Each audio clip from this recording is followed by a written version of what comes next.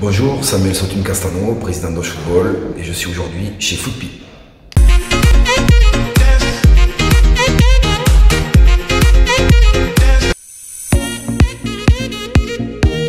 Aujourd'hui, on va dire que le moral est mitigé. Nos joueurs, ce qui les anime, c'est la compétition. Donc s'entraîner, sans avoir de visuel, sans avoir de sûreté, on va dire, sur l'avenir. Est-ce qu'on va reprendre les compétitions ou est-ce qu'on ne va pas les reprendre? C'est toujours délicat.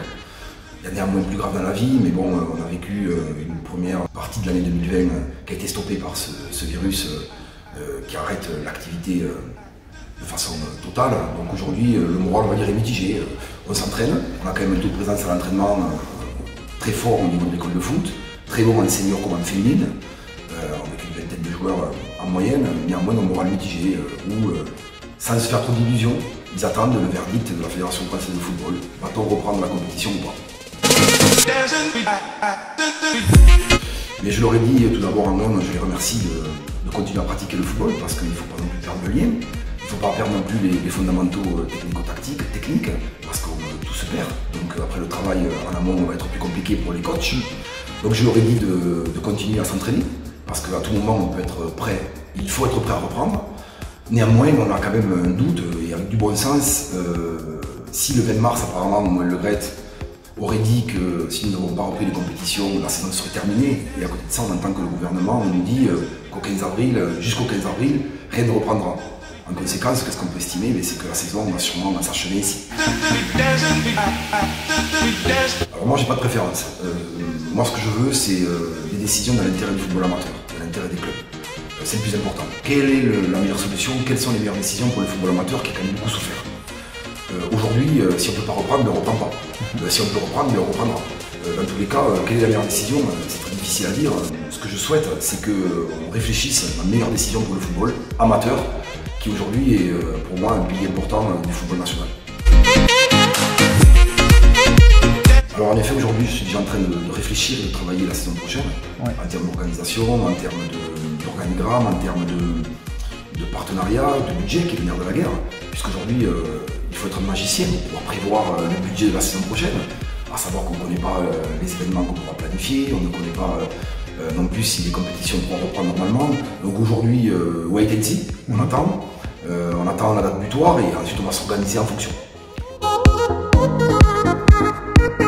Oui, forcément, on s'adapte, notamment moi vivant sur Toulouse, ayant le club Osh Football, les gens, les organisations en termes de réunions par visio, pas mal de réunions par visio, avec le couvre-feu, des réunions le samedi matin ou le samedi après-midi, pour s'adapter et se réunir avec mon comité directeur, nos dirigeants, pour voir comment le mieux fonctionner. Des réunions avec les éducateurs, également, pour voir quelle est la meilleure solution pour assurer ce qu'on appelle un service minimum.